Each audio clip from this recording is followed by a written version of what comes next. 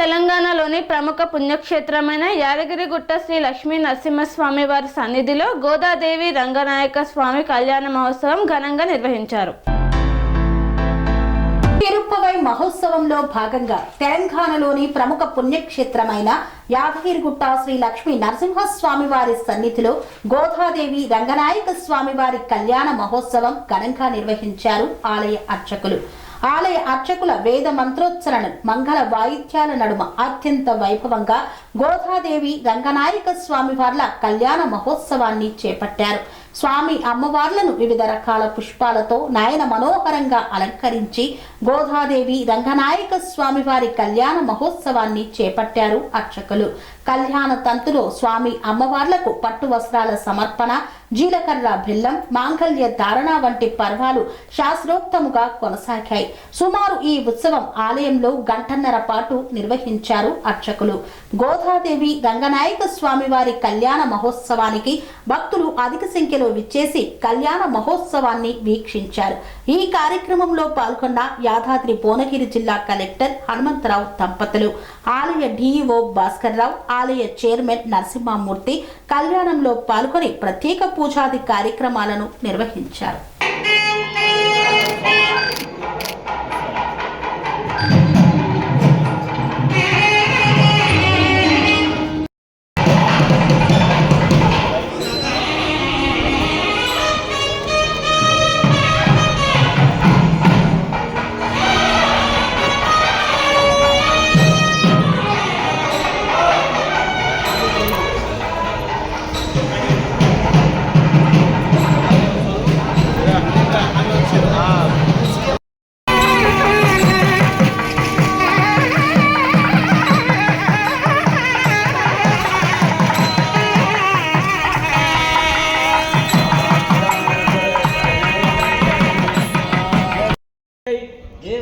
தேவி எச்சரிக்கை தேவி எச்சரிக்கை ஸ்ரீ வைகுண்டத்தில் ஸ்ரீமன்னாராயணம் ரங்கநாத ஸ்வரூபேண கல்யாண மகோத்சவத்துக்காக நிஜந்தரநாள் கிருபா செய்யவே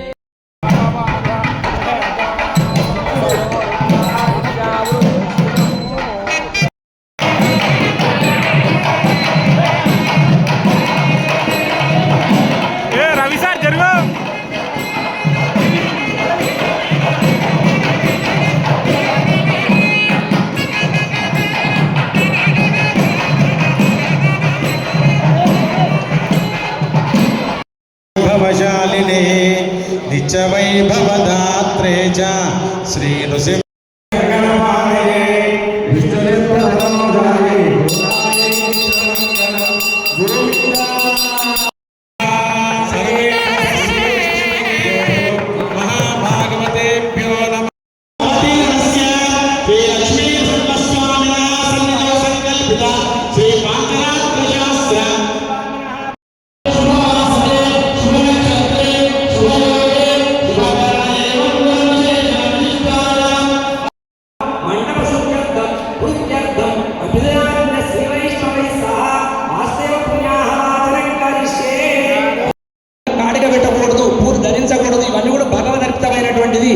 అలాంటి వ్రతాన్ని మనం ఆచరించాలి అని చెప్పింది.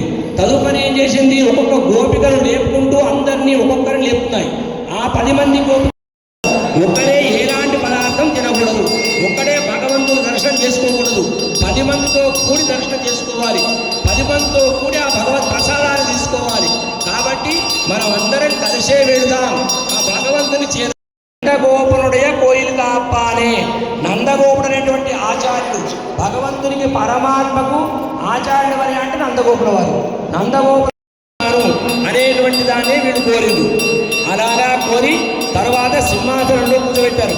శ్రీదేశింగం అరిగుంటు తిరిగి బాల సింహంలాగున్నాడు, నార సింహంలాగున్నాడు. అలాంటి సింహాన్ని దర్శనం చేస్తున్నారు. చామరాలు వీసులు దేవాలయానికి 1000 ఏనుగుల మీద అమ్మవారిని ఊరేగింపు చేసుకుంటూ రంగనాథ స్వామి ఆలయానికి తీసుకెళ్తారు. వారి వివాహము, సంతానం కాని సంతానము, ఆరోగ్యం కాని ఆరోగ్యము, మంచి గృహ నిర్మాణం.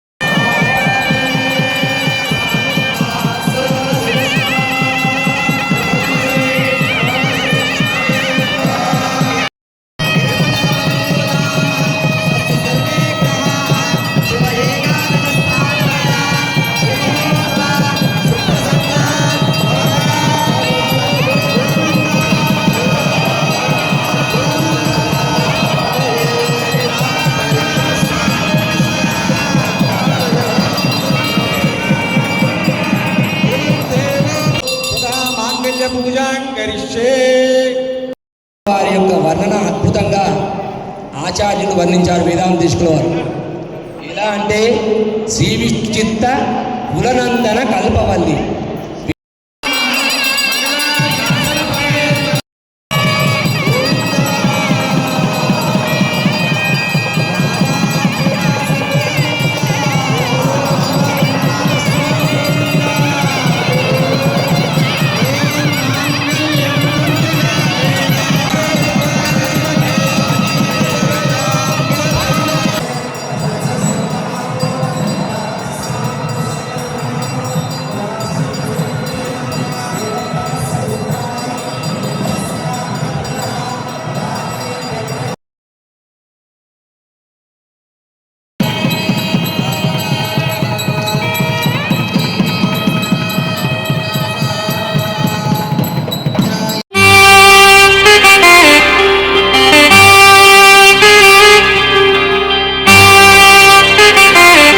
శ్రీ సమ్మక్క సారక్క జ్యోతిష్యాలయం శ్రీ సమ్మక్క సారక్క దేవతల ఆరాధనతో మంత్రసిద్ధి వాక్సిద్ధి పొందిన కోయ గురువు పి లక్ష్మణ్ రాజ్ గురూజీ.